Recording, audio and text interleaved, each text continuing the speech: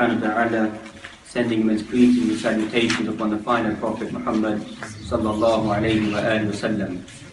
We find in his prophetic guidance and prophetic words, guidance for this Muslim ummah till the end of time, especially whereby we find moments of exuberance and being overzealous, and moments of extreme laxity or laziness that we find, two extremities that we find inside this Muslim ummah. And in all honesty, we find that these extremities always exist in everything that we do. That's the Quranic manhaj is, وَكَذَلِكَ جَعَلْنَاكُمْ أُمَّةً وَسَطًا. We made this ummah to become the middle nation, never to go to the two extremes.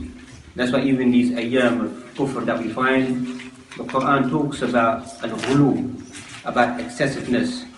Ya Ahl al-Kitab, la taghlu fi dinikum. The people of the book, do not become over excessive inside your praise, inside your worship, and other elements that we find. And this that we find begins to exist even amongst us Muslims as well, that we go from one extreme to the other extreme. Khayrul umur awsatuha, the best of affairs are remaining inside the middle. So we find that the asas of the Muslim is trying to use the word linguistically, perfect the fundamentals. Man lam yutqan al-usul hurima min al-usul. Whoever does not know the principles of their faith, of their deen, will be prevented from coming to the fruits for the benefit. And thus we find that the whole min ma'ani of tarbiyah that we find, of cultivation and pruning and educating, it has certain stages that we find. When people are not given the right stages, you find what is known as al-fawda. You find corruption begins to take place. Because kullu man dabba wa habba, any single individual thinks that they have a solution or they have some form of Islamic credentials to begin to rectify people. And as they begin to become overzealous, and when that, as they say, that smoke or that heat, it withers away, they return back, and even the basic fundamental things become a great big mountain for them, becomes a great big burden for them.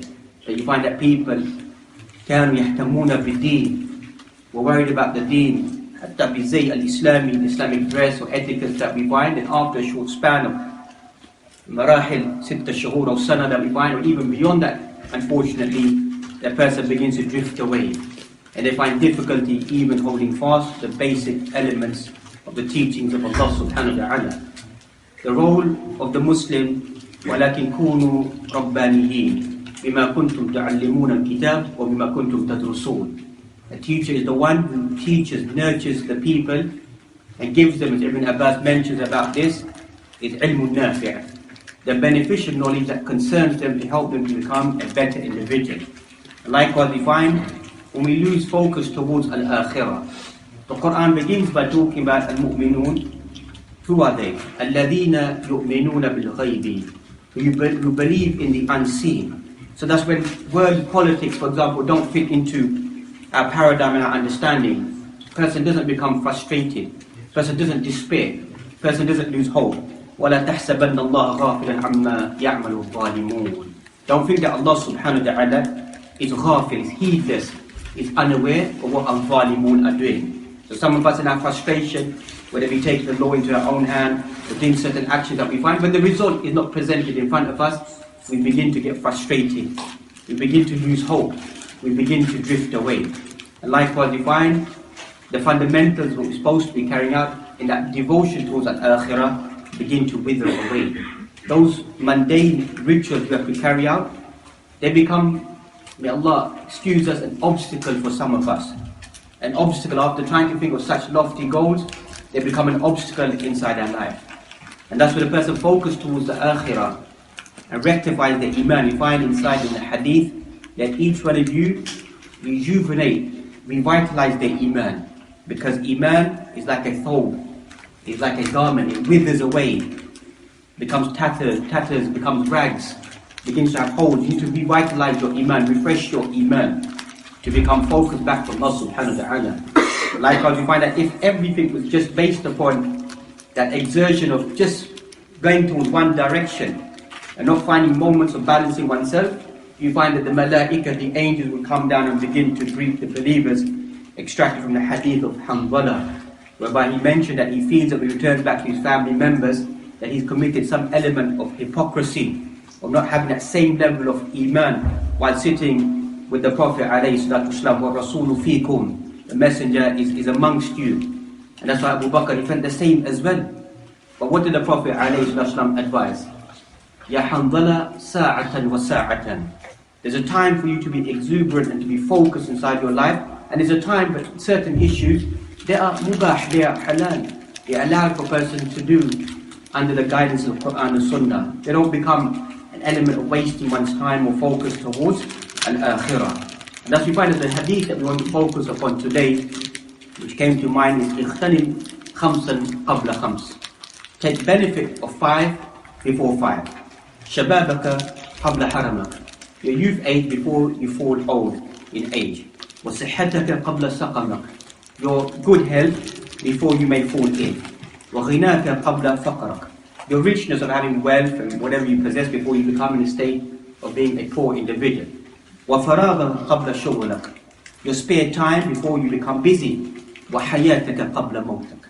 And your life before your death. And there's various variations of this hadith, kalimat hatta in the isnad and the matn that we find, various variations that ulama have collected, and we're not going to enter into that because it's not a dars al-ilmi to dissect the hadith.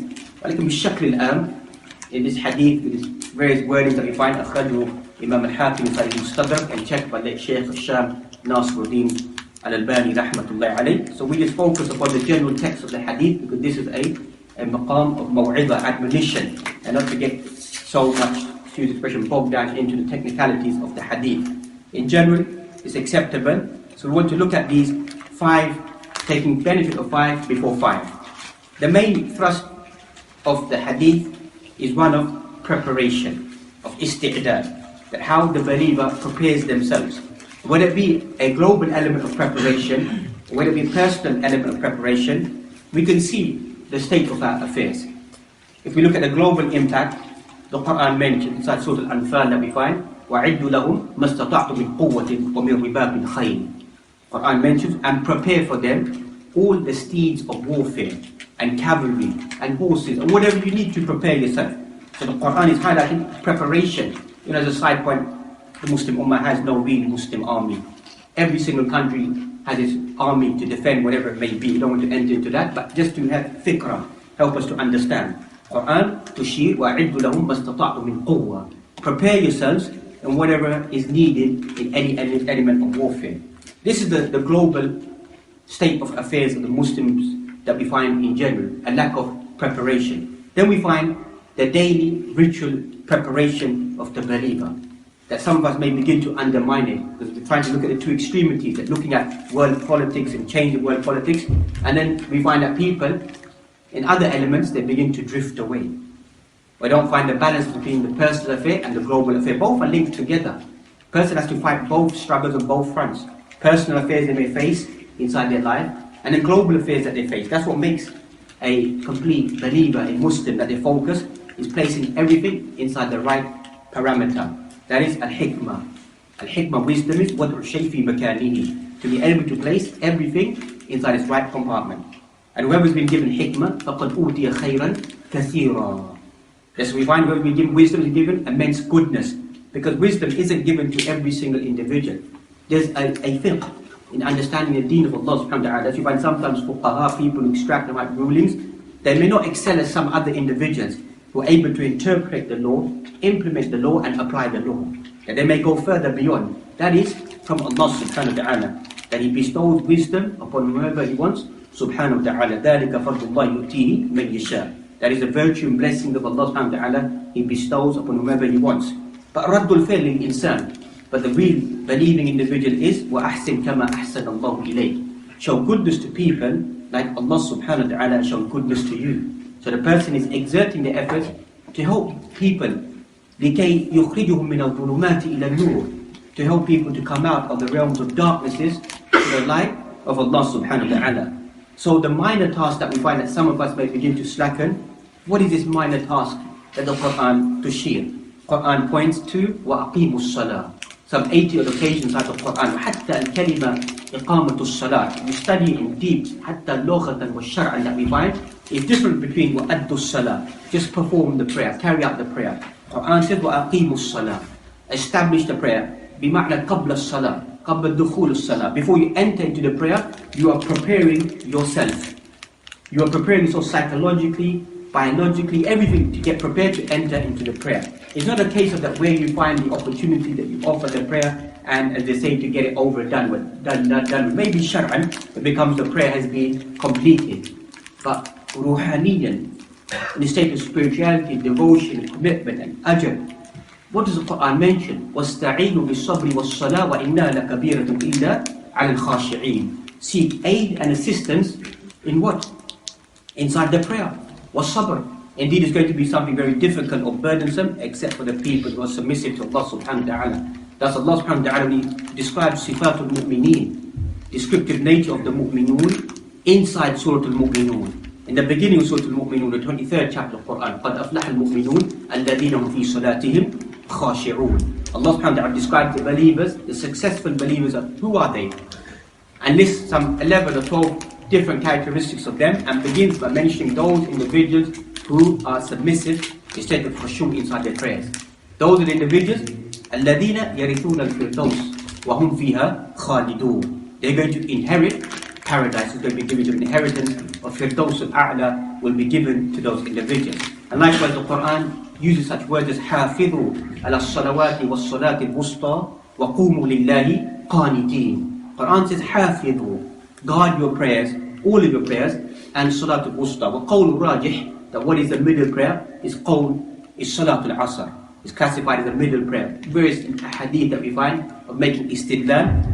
For مثلا in such Sahih Muslim that we find that the middle prayer, Salatul Asr, if a person misses it, it's as if they lost their whole family and all of their wealth. Ulama of hadith made sure of this because this is a time that many people get busy in the latter afternoon, busy with the things that they're doing, and their prayer begins to get delayed. And if they miss just one Salatul Asr because they're worried about where they're playing with their family, with their children, or earning their wealth, it's as if they've lost all of that. And thus you find that some harsh statements in the fuqaha, لِكَيْ يُرَخِبُنَا يُخَوِّفُنَا, to awaken us. We're not making hukum at any individual. Some of the fuqaha, وَهُمْ أَقِلَّةٌ, a minute view that exists there, but just to refresh our iman. Person who misses one prayer, فَقَدْ كَفَرَ. Person who misses one salah is a disbeliever. These are aqwal, documented works of fuqaha. Doesn't mean that we're trying to apply that upon ourselves or any individual around us, but it's to awaken us that if that extreme affair has been mentioned there, that person who misses one prayer amdan, intentionally, misses it, then that person has left the fold of Islam. Al-ahdu alladhi baynana wa baynahum as-salah, faman tarakaha faqad kafar. The covenant between us and them, the distinction between us and them is as-salah. This is not necessarily a distinction, it could be good. The Coptic, Egyptians dress like this, and Yahud, they go their bears. These are all good things. Some of them are fara'id, fundamentals we have to do. But this isn't a distinction. It's one of the distinctions. The real distinction of the Muslim is as-salah. أَحَبُّ الْأَعْمَالِ إِلَى اللَّهِ سُبْحَانَهُ وَتَعَالَى as-salah عَلَى وَقْتِهَا. The most beloved thing to Allah subhanahu wa ta'ala is prayer at its right time. So some people, they find this trivial, that Sham is burning, Iraq is tortured, this is happening, that's happening, and all you want to talk about is as-salah. This shows a lack of conviction, a lack of understanding. You know, I've met individuals, مَا يُصَلُّونَ, don't pray, but they will march and riot and do everything and stay there all day. وَلَكِنْ مَا يُصَلُّونَ, they don't pray. They feel, this is what Muslim come, they feel that this is me doing something for this Muslim ummah. وَوَقْتُ الْفَجْرِ نَائِمُونَ وَحَتَّى شَبَابُنَا كَمْ مِنْ شَبَابِنَا. How many of our youth come for Salat al-Fajr, who are there? Or even Salat al-Isha that we find. As they say, grabbing a munch, getting something to eat, تَأَخِّرِ الْجَمَاعَةِ مَرَّ فِي شَهْرٍ مَرَّ فِي شَهْرَيْنِ مُمْكِنْ يَحْصُلْ. Once in a month, once in 2 months. Don't use the hadith that I'm hungry, that then I need to miss Salatul Jama'ah. Even the hadith in its comprehension means أنت في السفر رجعت من السفر or من التعب, you come from a long journey or something, whatever it may be. So مرة تطبقه, once in a while you implement the hadith. Every week you miss Jama'ah inside the masjid because you're eating some food. هذا ليس من المؤمنين. You find that Salat al-Isha or Salat al-Fajr, you find a person ما يصلي بالجماعة, he does not pray in Jama'ah, in congregation, no من النفاق. Is a sign of hypocrisy, because hypocrites stay away from Salatul Fajr and Salatul Isha. If you knew the reward of these two prayers, you would come habwan, crawling like a baby to the masjid. This is the real success of the Muslim Ummah. That some of us, we find it trivial. We can spend hours outside the masjid talking about this, talking about that. But what do we find? How many people will then question their own self?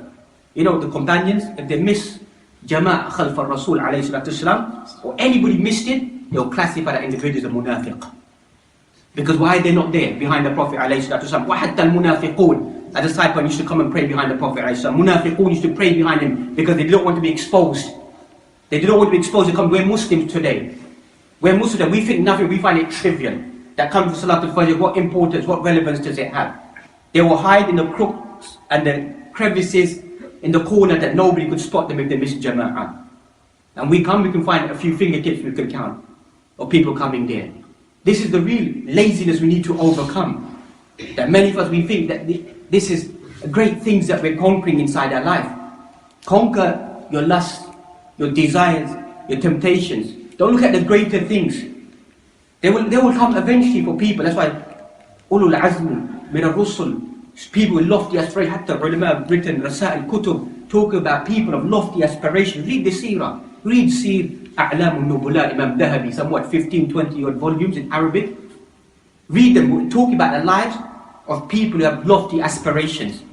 كانوا قليلا من الليل ما يهجعون وبالأسحار هم يستغفرون. Very rarely do they sleep at nights. And the early part of the morning is seeking istighfar, forgiveness.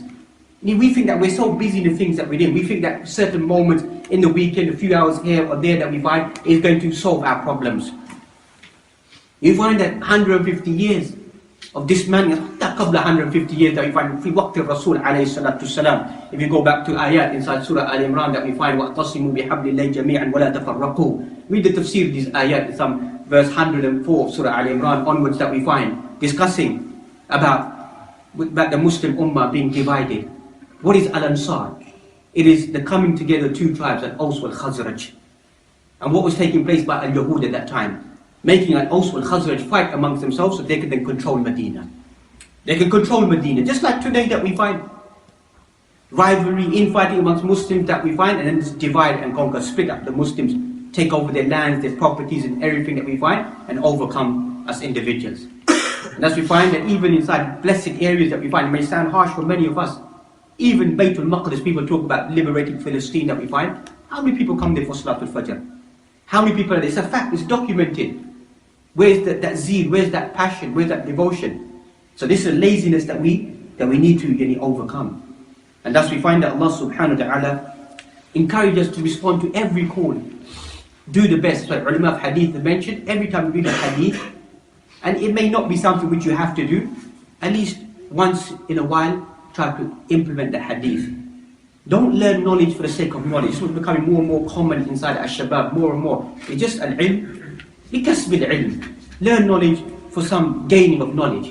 إنما العلم للتطبيق. Ilm, knowledge, is for implementation. Thus you find that Allah subhanahu wa ta'ala sent down كتاب أنزلناه مبارك ليدبروا آياته وليتذكر أولو الألباب. Allah subhanahu wa ta'ala sent down the book, the Quran, to ponder and to reflect upon it.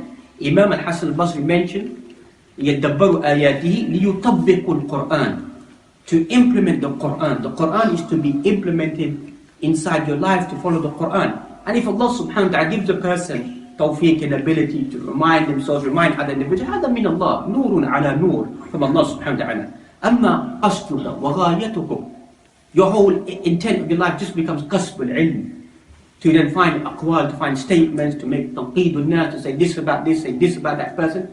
What is the benefit of that? Person doesn't gain knowledge just to make fawda between people. Person, أولا رفع الجهل, to excuse himself from ignorance. لكي تعبد الله على بصيرة, to worship Allah subhanahu wa ta'ala upon foresightedness, upon ilm, be able to worship Allah subhanahu wa ta'ala appropriately. Likewise you find إنما يخشى الله من عباده العلماء. Quran said the people who fear Allah subhanahu wa ta'ala are ulama, who understand the ayat of Allah subhanahu wa ta'ala, implement that inside their life to get them close to Allah subhanahu wa ta'ala. But many of us, we don't feel that is the role of ilm. That is the benefits of ilm, thamaratul ilm. What are the fruits of ilm? That's why Imam Ahmad rahmatullah praised a certain individual. And his students around him, he said that, how can you praise such an individual? وَلَيْسَ بِفَقِيهٍ wala mujtahid, wala muhaddith. Person isn't a scholarly individual, he isn't like such and such type of individual, but he has ra'sul ilm, he has the head of ilm, he has khashyatullah, he has the fear of Allah subhanahu wa ta'ala. That's why we find some of the awam min al-nas, some of the average people amongst us, they become better than us. We have all this ilm, but we don't implement, we don't live by it, but they hold fast to the things that they've learned inside their life and they carry it out. So a person reads and they study to respond to the call, to remove the laziness, to awaken themselves. As the Quran mentions, استجيبوا لربكم من قبل يأتي يوم لا مرد له من الله ما لكم من ملجأ يومئذ وما لكم من نكير.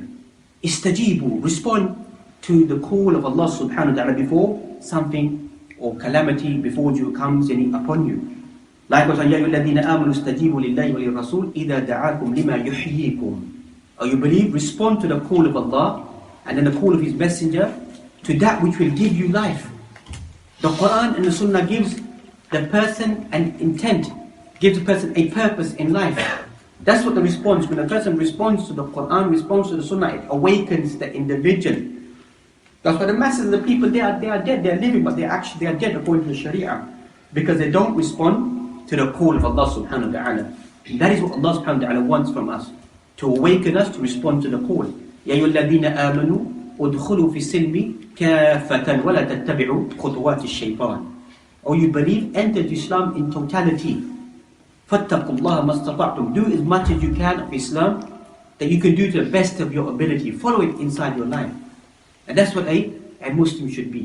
Wherever there's certain actions they have to do, or they've been encouraged to do, they try to do that inside their life to get closer to Allah subhanahu wa ta'ala. And thus we find that Allah subhanahu wa ta'ala mentions لِلَّذِينَ اسْتَجَابُوا لِرَبِّهِمُ الْحُسْنَى. Those who respond to the call of Allah subhanahu wa ta'ala, for those individuals there will be al-husna, there will be goodness, bountiful things will be given to them. Allah subhanahu wa ta'ala gives bushra, gives glad tidings, gives good things inside this dunya, and likewise inside the akhirah to the believers. But it all boils down to, once again, about the actions. What a person does to gain that end reward. That's why throughout the Quran, those who believe and have amal salih, those who believe and have righteous action, they are coupled together. You cannot separate the two and think that a person just believes and doesn't have righteous actions, but a person just does any type of actions and doesn't have the right belief. A person needs to have the right belief and then strengthen up with the righteous actions, because that is what will benefit the individual inside this dunya and more so inside the akhirah. Ibn Hajar al-Asqalani talking about this hadith, explain this hadith about seeking benefit of 5 before 5. الْعَاقِلْ يَنْبَغِي لَهُ إِذَا أَمْسَى لَا يَنْتَظِرِ الْمَسَى. The intellectual individual is the one who in the evening doesn't wait till the morning, and in the morning doesn't wait till the evening, because the person knows that the ending will be coming. And obviously this is just possibly paraphrasing the famous hadith that we find, if you come to the evening, إِذَا أَمْسَيْتَ فَلَا تَنْتَظِرِ الصَّبَاحَ وَإِذَا أَصْبَحْتَ فَلَا تَنْتَظِرِ al-masa. You come to the evening, don't wait for the morning. In the morning, don't wait for the evening. You take from your life before your death. You take from your health before you fall sick.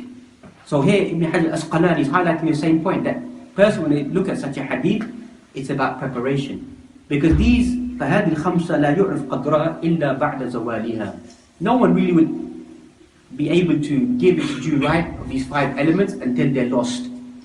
That's what most of us become. When it's taken away from us, that's when we begin to reflect, as Imam al-Mannawi, Sahib al-Fayd al-Qadir, mentions, that the person doesn't give due relevance to this until it's taken away from them. Then they begin to reflect upon the life what's gone past them. Likewise, you find Ibn Atiyya inside his Tafsir al-Muharrar al-Wajiz, in Tafsir Karim al-Aziz, وَسَارِعُونَ فِي الْخَيْرَاتِ. وَيُسَارِعُونَ فِي الْخَيْرَاتِ, they race in doing good deeds. And then he brings this hadith to discuss about racing and doing good deeds. That a person doesn't wait. Person is, whenever they have the opportunity, they're always racing to do good deeds. Obviously there's certain moments that we find al-amakin wal-mawatin, certain stations, certain places, certain times and locations are more beloved to Allah subhanahu wa ta'ala. The person needs to use those moments to increase inside their ibadat. But we find that in a normal day that we find, أحب العمل إلى الله سبحانه وتعالى أدومها وإن قل. The most beloved actions to Allah subhanahu wa ta'ala are actions which are done on a regular basis, even they happen to be minute or small. So a person may excuse the expression, boast that all Ramadan they read the Quran and the rest of the year don't read the Quran. But a person yawmin, every day, yaqra safha, reads a page, reads 2 pages, whatever it may be, is our ability, and reads it every single day throughout the year, is far better than a person who just focuses it upon once inside the month that we find. So that's the distinction that we find, that a person may take moments of passion of zeal and let that carry out throughout the rest of the year. Based upon the hadith that we find, al-Jum'ah ila al-Jum'ati wa Ramadan ila Ramadan, we find one Friday prayer to another Friday prayer, or Salah ila Salah, one prayer to one Salah, one Jum'ah to another Jum'ah, one Ramadan to another Ramadan is kaffarat, the expiation sin whatever takes place between the two. Meaning that the impact, the ulama of hadith will mention, the impact of one prayer, the iman of one prayer leads you to the following prayer. So when your iman begins to go down, your iman is increased with another prayer. So the impact of one prayer, the impact of it is in between that short span of time. The impact of one Jum'ah to the next 7 days carries on to the following Jum'ah. And the impact of 29, 30 days of fasting, the impact of that lies all the way until Sha'ban. And then Ramadan enters, then the person is uplifted again. It doesn't mean that the person just thinks that I've just done what I had to do. This was becoming more and more a culture inside our lives and our practice. I find that I've done what I had to do. There's more that we could do. There's more that we can exert in ourselves and do better than that. Likewise, the famous hadith that we find, نِعْمَتَانِ مَغْبُونٌ فِيهِمَا كَثِيرٌ مِنَ النَّاسِ الصِّحَّةُ وَالْفَرَاغُ. 2 blessings that many individuals are lost regarding it. They're unaware regarding it. As-sihhatu wal-faragh is good health and spare time. That people fail to avail these opportunities. So these 5 elements that we find, avail your youth, when you're young, your health, your wealth, your time, and your life. This is what a Muslim should be focusing inside their life. And even all of these 5 elements, they all, in general, they begin to overlap at times, whether it be inside Quranic ayat, inside hadith tradition that we find. And even all of them can come together. As we find one of the best examples, if you look at Surah Al-Asr, inside the surah talking about time, etc. we find Imam Shafi'i mentioned about this surah, if only this surah was sent down, it would suffice this Muslim ummah. If only this one surah was sent down, it would suffice this Muslim ummah. وَالْعَصْرِ إِنَّ الْإِنسَانَ لَفِي خُسْرٍ إِلَّا الَّذِينَ آمَنُوا وَعَمِلُوا الصَّالِحَاتِ. Indeed, by time, man is in a state of loss. Even this, if you rakiz al-kalimat, Arabiya, look at these words in great detail and dissect them, that you find, it doesn't say man is in loss. It says, verily indeed man is in a state of loss. That's a rough rendition in the English language. Because tawqeed ba'da tawqeed. Overemphasis again and again and again that there is definitely most of mankind are in a state of loss. Except for those who believe and carry out the righteous actions. And who encourage one another towards the truth, cooperation upon the truth, and likewise towards patience to encourage one another. And that's they mention that time is the most easiest thing to lose.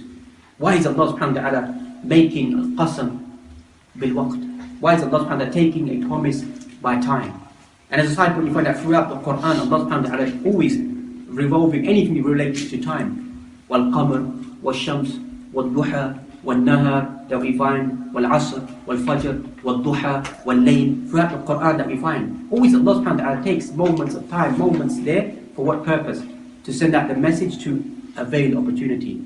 And as you find from amongst these signs are the creation, night and the day that we find, and likewise the creation of the sun and the moon. For the person, لِمَنْ أَرَادَ أَنْ يَذَّكَّرَ أَوْ أَرَادَ شُكُورًا. Whoever wants to ponder and become grateful. And then straight after that, Allah subhanahu wa ta'ala mentions, what after straight this ayah? Inside Surah Al-Furqan. Allah subhanahu wa ta'ala mentions, وَعِبَادُ الرَّحْمَنِ الَّذِينَ يَمْشُونَ عَلَى الْأَرْضِ هَوْنًا وَإِذَا خَاطَبَهُمُ الْجَاهِلُونَ قَالُوا سَلَامًا. شيء عجيب. إذا ركزتم على القرآن, the Quran, every single word, if you study in great detail, you find what is known a deep science. Some of the ulama begin to question about it. ولكن صراحة there is a great deep science. What is known a ربط بين الكلمات والآيات والصور. A link of words inside the Quran, ayat inside the Quran, and surahs inside the Quran.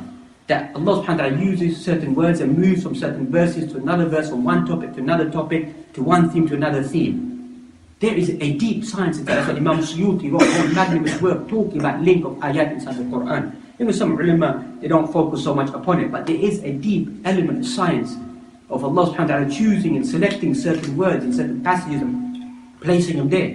So after speaking about the creation of the night, the day, the sun and the moon, then highlighting that Ibadur Rahman, servants of Allah subhanahu wa ta'ala, those individuals that who worship Allah subhanahu wa ta'ala, are focused on their devotion, and they don't get derailed, they don't get distracted. وَإِذَا خَاطَمُهُمْ جَاهِلُونَ قَالُوا سَلَامًا. Ignorant individuals, they pester them, they disturb them, they try to derail them, try to take them away. Because you find that to gain something, there's going to be obstacles. A person shouldn't think that in a moment of time a person gains certain things. Hatta fil ilm that you find is ta'ab, mashaqqa. Inside ilm that you find is hard, is difficulty, there's obstacles. Not everyone avails or gains that knowledge that is due right. That all of us may think that it's something basit, something simple and easy. It is that ilm is thaqeel. Knowledge is something very, very heavy, very, very powerful that we find. لو أنزلنا هذا القرآن على جبل لرأيته خاشعا متصدعا من خشية الله. We sent down this Quran on a mountain or cleft it asunder. That's what ilm is. Al-Quran is something heavy upon the heart and the mind of the individual. Allah subhanahu wa ta'ala, returning back to the purpose of the human being upon this earth, numerous ayat inside the Quran to encourage us to not have this laxical approach or this approach of what we find excessive entertainment. We're not against, if we can use such words as Islamic entertainment aside, but there's no such thing as Islamic anashid. It's just anashid. You can't give it the title of being Islamic. Just call it anashid, whatever it may be. But the point here being is about being focused, about focus inside our lives and looking at greater objectives, greater goals, greater achievements that we find. And if a person understands that what are they doing on the face of this earth? أَفَحَسِبْتُمْ أَنَّمَا خَلَقْنَاكُمْ عَبَثًا وَأَنَّكُمْ إِلَيْنَا لَا تُرْجَعُونَ. Do you think that Allah subhanahu wa ta'ala created you without any purpose, without any intent, just decided to create the heavens and the earth, all this Darwin's theory, atheist beliefs, etc. that we find? Just the earth is just a beautiful beautification of the dunya being placed there. Even Muslims begin to marvel and looking at the stars and the moon and this, that and the other that we find. Is this all that we think our life is? فَصِيحُوا فِي الْأَرْضِ, go and explore the land. That's it. لا. أَفَحَسِبْتُمْ أَنَّمَا خَلَقْنَاكُمْ عَبَثًا وَأَنَّكُمْ إِلَيْنَا لَا تُرْجَعُونَ. Ishara, hatta Allah subhanahu wa ta'ala is talking about the beauty of this world and whatever it may be. Do you think that you're not going to return back to us? That's what Allah subhanahu wa ta'ala is trying to highlight. Allah subhanahu wa ta'ala mentions, أَيَحْسَبُ الْإِنسَانُ أَنْ يُتْرَكَ السُّدَى. The human being think we're going to just leave you alone. That's it, you're placed upon this earth. تأكل وتشرب وتنام. You eat, you drink, you sleep. كالبهائم. You know the Quran, look how unique the Quran is. Quran mentions أُولَٰئِكَ كَالْأَنْعَامِ بَلْ هُمْ أَضَلُّ. هؤلاء, and this festive period that we find. Quran, they get very offensive, don't they? The Quran is highlighting truth. They eat, drink, sleep, fornicate, defecate. That's it. أُولَٰئِكَ كَالْأَنْعَامِ بَلْ هُمْ أَضَلُّ. Quran said they're like cattle, like beasts. But you know the beast? He knows his way to find his pen, to his stable. He finds his way home. Ha'ulai, you might find some of them, Allah guide them, asking for a bus fare or ticket fare or a taxi to get home, isn't it? أُولَٰئِكَ كَالْأَنْعَامِ بَلْ هُمْ أَضَلُّ. That's what the Quran says, they're more astray. Quran is saying that at least the beast will find his way home, but they become so astray because their whole life becomes what? It's shahawat, it becomes desires, intoxicating themselves, losing themselves. They don't know what their intent is, what their purpose is. And likewise, you find, sorry to mention such harsh statements, even amongst our own Muslim youth at the moment, it has become common practice to live a life of ma'asi, of disobedience, and then to become obedient to Allah subhanahu wa ta'ala. When many of us were growing up, كَانَ نَادِرًا. It was very rare that Muslim youth was involved in haram things, that one person would stand out. Now it's the opposite. Most Muslim youth live haram lifestyle, do haram, then they find guidance. We're not making them feel bad, but this is why a lack of engagement inside society to awaken society. You find a famous hadith that we find that Allah subhanahu wa ta'ala marvels at a young individual, la sabwata lahu. The person has no, what ulama, Imam Mannawi, Sahib Fayd al-Qadir mentions, la yamilu ila al-hawa. La sabwa lahu, bima'na this person, young individual, doesn't go towards temptation and desires. And he mentions, inna hadha nadir. It's very rare. It's very rare that a young individual tries to stay away from temptations and desires. That's why Allah subhanahu wa ta'ala marvels at this individual, praises this individual. And this is all going back to this hadith. gain when you're a young individual. Gain benefit when you're a young individual. That's why we find 7 types of individuals under the shade of Allah subhanahu wa ta'ala, whereby there will be no shade. شاب نشأ في طاعة الله في عبادة الله. A young individual who grew up spending their life obeying Allah subhanahu wa ta'ala. That's a virtue. That's a blessing. Imagine that 7 will be under the shade of Allah subhanahu wa ta'ala. Whilst Imam Nawawi read his seerah, Sahib Riyadh al-Salihin, or Sharh of Sahih Muslim in 18 volumes that we find. What does he mention? If you read his seerah about the life of Imam Nawawi that we find, I'm not saying that we should do this or train our children to do this, but just to give us a glimpse. He would weep when children used to tell him to come and play with them. He wouldn't want to play with them. That's why he was focusing on what he wanted to do, what he wanted to gain inside his life. That's the type of personality that he was. That's why we read the seerah of many of the ulama, their life, what they became, and their focus in their devotion and commitment. Even we can have a few individuals who follow that same path. It will help to illuminate this Muslim ummah once again, rather than to become a ummah of laxity that we find. وَمَا خَلَقْتُ الْجِنَّ وَالْإِنسَ إِلَّا لِيَعْبُدُونَ. Allah subhanahu wa ta'ala said Surah Al-Dhariyat that we find in the 51st chapter of the Quran, some verse 55 or so. Allah subhanahu wa ta'ala did not create the jinn and the human being لِيَعْبُدُونَ. In some other qira'at or other wordings that we find, بِمَعْنَى يُوَحِّدُونَ. Only to single out Allah subhanahu wa ta'ala for worship. That's the whole purpose of being placed upon this earth. Everything else becomes secondary, becomes tertiary, becomes irrelevant. That the real essence of being placed upon this dunya is ibadatullah. Is the worship of Allah subhanahu wa ta'ala, and calling people to that worship and reminding people about the oneness of Allah subhanahu wa ta'ala. And thus we find that obviously a person cannot turn back the clock of their life, as they say. But a person should not despair. A person shouldn't lose hope, because al-qayyisu man dana nafsahu. The intelligent individual is the one who brings oneself to judgment, begins to rectify themselves. That's why going back to Umar ibn Khattab mentioned, حَاسِبُوا أَنفُسَكُمْ قَبْلَ أَن تُحَاسَبُوا. Bring yourself to accountability before you're brought forth to accountability. That's an intelligent individual who sees what's taking place in their life, what's taking place inside their life. What do they need to do? What do they need to retract inside their life? What do they need to improve inside their life? And they become focused towards that. That's the Quran mentioned, قُلْ يَا عِبَادِيَ الَّذِينَ أَسْرَفُوا عَلَىٰ أَنفُسِهِمْ لَا تَقْنَطُوا مِنْ رَحْمَةِ اللَّهِ. O my servants who have oppressed their own selves, who've gone beyond the bounds, gone beyond the limitations, لَا تَقْنَطُوا مِنْ رَحْمَةِ اللَّهِ. Do not despair of the mercy of Allah subhanahu wa ta'ala. إِنَّ اللَّهَ يَغْفِرُ الذُّنُوبَ جَمِيعًا إِنَّهُ هُوَ الْغَفُورُ الرَّحِيمُ. Indeed, Allah subhanahu wa ta'ala wipes out all sins. So a person, whatever is trying to rectify themselves, trying to better themselves, and that's what Allah subhanahu wa ta'ala always, even when talking about people who committed major sins, once again going back to Surah Al-Furqan, that we find people, believers, those individuals don't commit zina, don't kill, don't steal, don't lie, don't do haram things. And whoever does those actions, then they repent and do righteous actions, turn back to Allah subhanahu wa ta'ala. فَأُولَٰئِكَ يُبَدِّلُ اللَّهُ سَيِّئَاتِهِمْ حَسَنَاتٍ وَكَانَ اللَّهُ غَفُورًا رَحِيمًا. Allah subhanahu wa ta'ala mentioned that He will change their bad deeds into good deeds. This is the blessing of Allah subhanahu wa ta'ala. Allah subhanahu wa ta'ala has no benefit in punishing this Muslim ummah. That some of us may think, Allah subhanahu wa ta'ala, and even all this taking place at the moment around us, it is hikmatullahi baligha. It is the immense wisdom of Allah subhanahu wa ta'ala, which there is no doubt regarding that, to awaken us once again. أَوَلَا يَرَوْنَ أَنَّهُمْ يُفْتَنُونَ فِي كُلِّ عَامٍ مَرَّةً أَوْ مَرَّتَيْنِ ثُمَّ لَا يَتُوبُونَ وَلَا هُمْ يَذَّكَّرُونَ. Don't they see that they'll be tested once in a year, twice in a year, that they may repent and turn back to Allah subhanahu wa ta'ala? That's what all this is. If resurgence, reawakening, or finding our direction, finding our obedience towards Allah subhanahu wa ta'ala will strengthen. That's why many ulama have documented that for some of our young individuals, we like to just see global empires and khilafah and this flag and this, that taking place. The great crux of the issue is disobedience.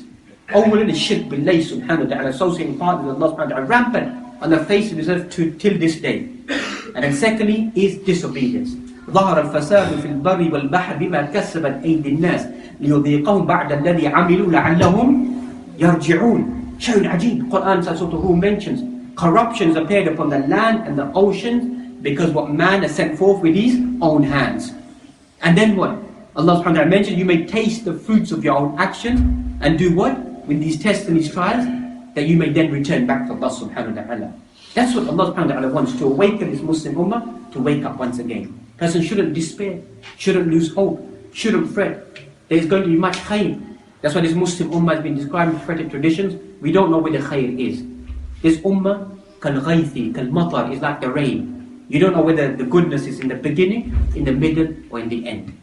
Rain is something beautiful. It's a blessing that you find dawah, the beasts, the fruits, the vegetations, and nas, all benefit from it. The benefit is there. That's what this Muslim ummah is. There's always going to be benefit inside this Muslim ummah. Whoever said this Muslim ummah has been destroyed, then he's the one that destroyed this Muslim ummah.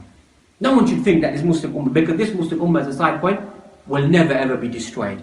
Because the Prophet ﷺ, he prayed that this Muslim ummah, he asked for 3 supplications, and you find one of them was responded, that this Muslim ummah will never be destroyed. But it will happen. What will happen? It will fight, unfortunately, amongst itself. There's prophecy of the Prophet ﷺ that they will fight. Just like we, excuse the language, we squabble amongst ourselves, don't we? About ara'ul fiqhiyya. هذه قلة العلم. It's a lack of knowledge. Whether a person does رفع يدين تأمين خلف الإمام or تحرك إصبعه في التشهد كذا, is he moving it fast enough? Is he really a person of sunnah? This shows قلة العلم. That's because we condensed our life in these things. I'm not saying, I'm not trying to belittle these actions, don't get me wrong. Because this is tazeen as-salah. This is beautification of salah, as Imam Shafi'i mentioned. But we find that our life parameters just become based upon that. If a person does certain actions, then he must be sahib al-sunnah. وَكَمْ مِنَ الْفُقَّهَاءِ. How many fuqaha, how many ulama of hadith may have not implemented that? What do you say about them now? Do you now reject them because he never moved his finger in that manner, so he's not really a person of sunnah? Ahlul sunnati wal jama'ah is far deeper than that, ya ayyuhal ikhwa. It's far deeper inside that in wala wal bara, in their belief and their conviction that we find even some of the ulama. When you find munaqashat, when you find harsh words being said amongst themselves and rivalry amongst themselves, but when you find that when they would meet and discuss, you find ghayatul adab. You find adab ma natasawwar, that we've not been taught inside our life. Adab that we don't know what the meaning of adab is. This is what this bi'ah, this is what this society, it teaches us. An element of what we don't know, what the benefits of what the real intent of our ilm is, what the real intent of our life is. That begins to get focused upon issues that begin to derail us, begin to take us away from the path of Allah subhanahu wa ta'ala. And as a person then at a later stage of their life, many people ask the question, is there anything that the person would have done better inside their life? Shall I tell you what it is? It's the book of Allah subhanahu wa ta'ala. It's the Quran. Because every single Islamic science and everything that flows, it flows from the Quran. Whoever focuses upon the Quran, because the Quran, as they say, is an ocean that has no ending. It has no ending. Ba'd al-ulama tafasir, they read for 40 to 50 years. Read kutub al-tafasir, 40 to 50 years they read it, and then they began to write tafsir. وَأَنْتَ تُفَسِّرُ الْقُرْآنِ بِالْآيَةِ بِاللُّغَةِ الْإِنْجِلِيزِيَّةِ. You make tafsir al-Quran by reading one verse in English. 40 to 50 years they read it, then they began to transcribe it. And as a side point, you find works of tafsir, the only thing that we find in English language is tafsir ibn Kathir. That's even a mukhtasar. That's a summarized version printed in what? 10 volumes. Try and read that firstly. That's a summarized version. That's only one book of tafsir that we find. You find Imam al-Baghawi, al-Qurtubi, al-Tabari that we find, al-Lusi that we find, other Ibn Hibban, Hayyan that we find tafsir, all other classical works. Imam Shawkani's Fath al-Qadir that we find, Imam Suyuti's Dur al-Manthur that we find, numerous tafsir out there that we find. So a person, how do these people, you find Imam Qurtubi write about him, if you look at his lifespan, died at the age of 44 or so. How did he compile such a magnificent tafsir if he died at such a young age? And he divided his time and his moments, and he must have been writing at least 40 odd pages a day, not cutting and pasting on the computer, writing 40 pages a day. How do you get to write 40 pages a day with ink? To get to such a level that we find. And even if you find there's a side point we began with Shaykh Nasiruddin al-Albani rahmatullah alayh, there's stories about him, documented about his life that we find that one page he was looking for, they call it Waraqatul Mafquda, the missing page out of the manuscript he's reading. And he spent time and time, I don't know how long trying to find it. If we'd go up the ladder, reading something, you'd stay there for 4 hours. Stay there for so long he's reading. That's what you find. If you look at even those people who don't like him or don't agree with him, if you look at his checkings that you find and what he did, you find immense barakah inside his life. Immense barakah that you find in what he was doing. A systematic approach in what he's doing inside his life. Shaykh Nasir al-Albani rahmatullahi alayhi, Hal kana min al-Arab? Was he an Arab scholar, was he? He's from Albania. He's an Albanian individual. But Allah subhanahu wa ta'ala blessed him to give him that tawfiq and ability, that then, what do we find? In an ummah, this ummah, you find that people who've gone past, they're just forgotten about. But people who remember is fudala'uhum. The most virtuous and the best of them are always remembered with khair and goodness. And that's what a person needs to be remembered with khair and goodness towards the people. Likewise, Allah kind of continues these ayat about individuals going away from the path of Allah subhanahu wa ta'ala. Likewise, وَيَوْمَ يَعَبْدُ الظَّالِمُ عَلَى يَدَيْ يَقُولُ يَا لَيْتَنِي. The person that they will bite upon their hands, اتَّخَذْتُ مَعَ رَسُولِ سَبِيلًا. If only I took the path of the messenger. يَا وَيْلَةَ لَيْتَنِي لَمْ أَتَّخِذْ فُلَانًا خَلِيلًا لَقَدْ أَضَلَّنِي عَنِ الذِّكْرِ بَعْدَ إِذْ جَاءَنِي وَكَانَ الشَّيْطَانُ لِلْإِنسَانِ خَذُولًا. Person will say, woe to me on that day. Woe to me that I took such and such individual as my friend. لَقَدْ أَضَلَّنِي عَنِ الذِّكْرِ بَعْدَ إِذْ جَاءَنِي. As the Quran is speaking to us today, He took me away from the remembrance of Allah when guidance was shown to me. So what does this teach us? About people who are just wasting their time, who are not focused, who are not committed. Let's find prophetic traditions. Al-mar'u ala dini khalilihi. A man is upon the religion, the way of life of his friend. Likewise, al-mar'u ma'a man ahabba. A person will be with whomever they love. As you find that Sha'ir wrote the line of poetry, I'm not from amongst the pious individuals or these noble individuals to be with them. And that's why I say, even if you don't learn from the ulama, some of us who may go out and study in Medina, obviously the brothers here have done well, mashallah, but they know what I'm referring to. We just go there and boast about being with the ulama. Even if you don't learn, we learn so many beautiful things from them. There's so many things that you learn from them that you won't learn from anywhere else. So even the person learns adab, learns speech, learns etiquette, that's enough to suffice them to help us inside this community that will help us.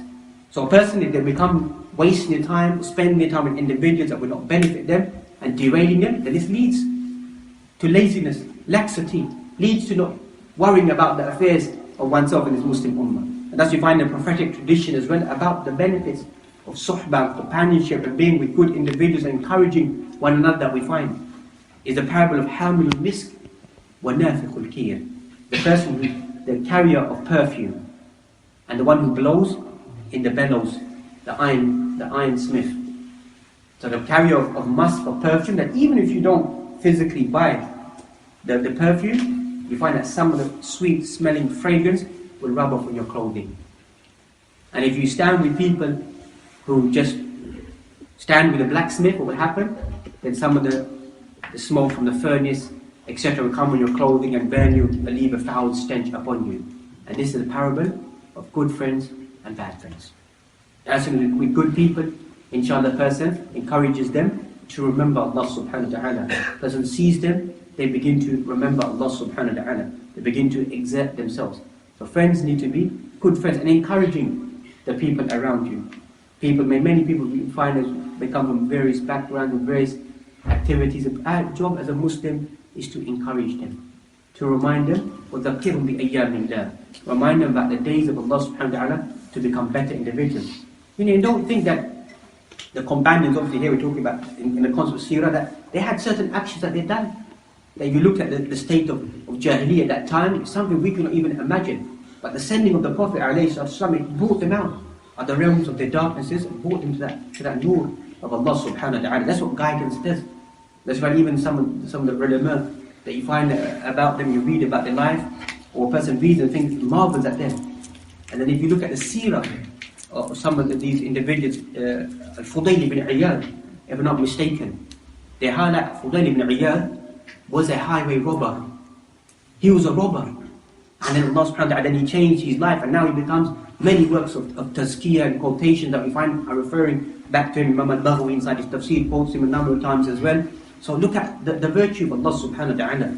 That Allah subhanahu wa ta'ala can take any individual, if the person becomes mukhlis, becomes sincere inside their life, and change, bring much khair and goodness out that individual. Even Imam Mahdi, the whole Muslim ummah is waiting, as well as various books that have been written, Thalathatul three individuals the whole world is waiting for. If you read Sifat of Al-Mahdi that we find, as ulama have concluded, he's not a scholar. According to hadith that we find, is going to be an individual that Allah subhanahu wa ta'ala will rectify him. Will rectify him overnight, and in the morning he becomes the leader of the people.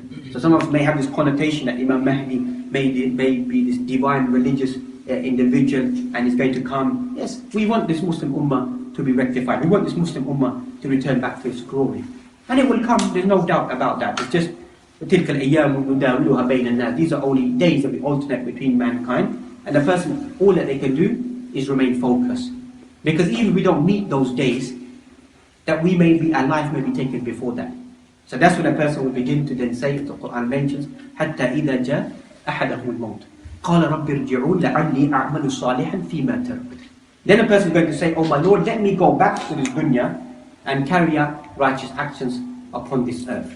كَلَّا إِنَّهَا كَلِمَةٌ هُوَ قَائِلُهَا وَمِنْ وَرَائِهِمْ بَرْزَخٌ إِلَى يَوْمِ يُبْعَثُونَ. These are only vague words, they're empty words.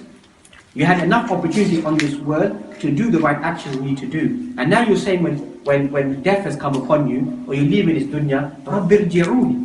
Oh my Lord, let me come down upon this earth and let me do righteous action. That's why the side point, you find that inside Jannah, there's no actions.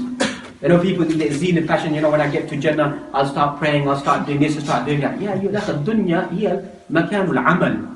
وَلَكُمْ فِي الْأَرْضِ مُسْتَقَرٌ وَمَتَاعٌ إِلَى حِينٍ. This is the place, مَزْرَعَ الدُّنْيَا. This is the planting seeds for al-akhirah. There's no worrying about as-salah inside Jannah. There's no worrying about as-salah or fasting or hajj. There's no worry about that. So this shows our mentality state of affairs. Or we begin to leave things to a later stage. In the Quran, the manhaj of the Quran is very accurate.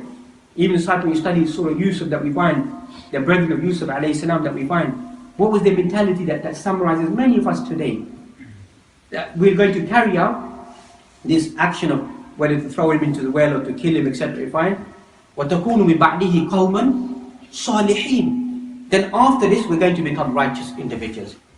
How many young Muslims today, some Muslims, subhanAllah, there's no exaggeration. They'll come and say to me, Shaykh, we know this is haram and this is like this, this is like this, this is like that. And hatta yarwi a hadith, narrating a hadith to me and telling me this. But where's the action? Where's the implementation? Or making nooks and crevices and Yahud inside. No, hadith means this, but it still means we can do this. Hadith says this, but I can still have shisha and maybe because it's not quite clear. وتعرف الأدلة, all الأدلة. لما كنا في الجامعة, the question came about ما هو حكم التدخين في الإسلام. What is the ruling of smoking cigarettes inside Islam? Students write pages after pages, back and back, research everything. This is Jami'at al-Islamiyya. Come out the exam. Wrote a whole essay about how smoking is haram. Come out and have a cigarette.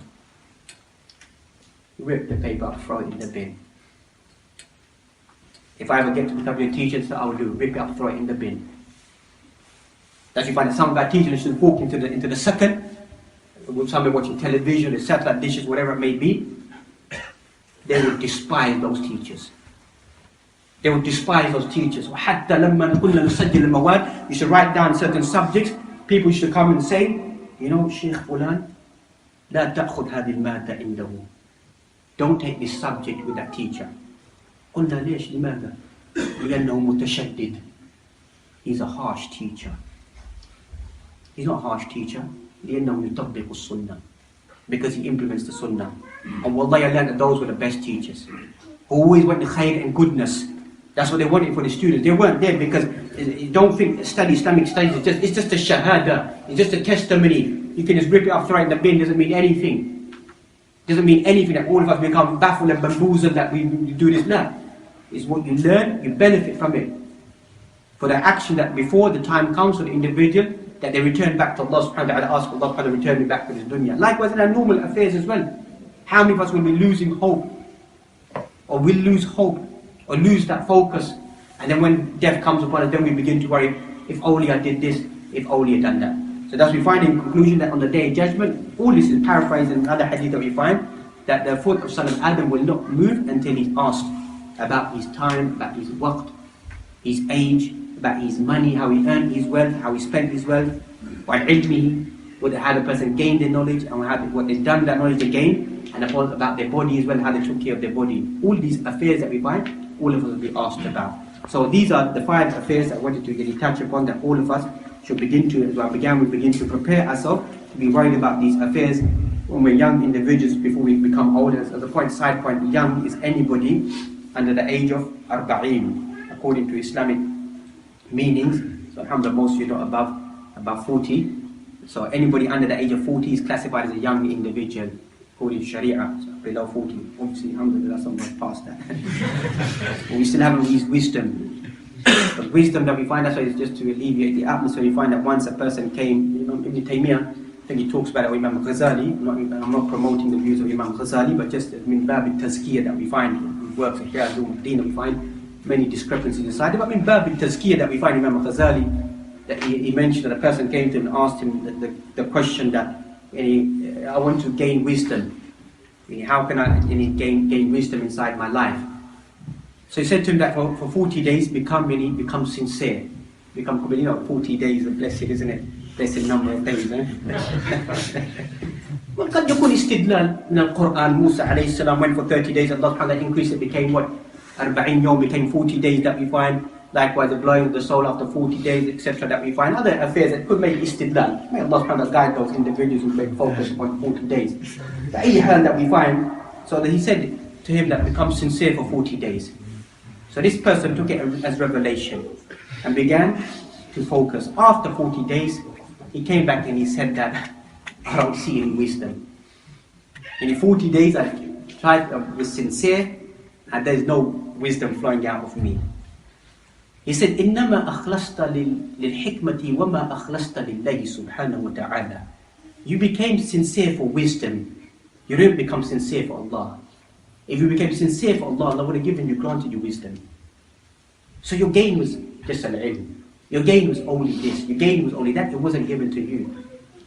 Thus you find, وَاتَّقُوا اللَّهَ وَيُعَلِّمُكُمُ اللَّهُ. Fear Allah, and Allah will teach you.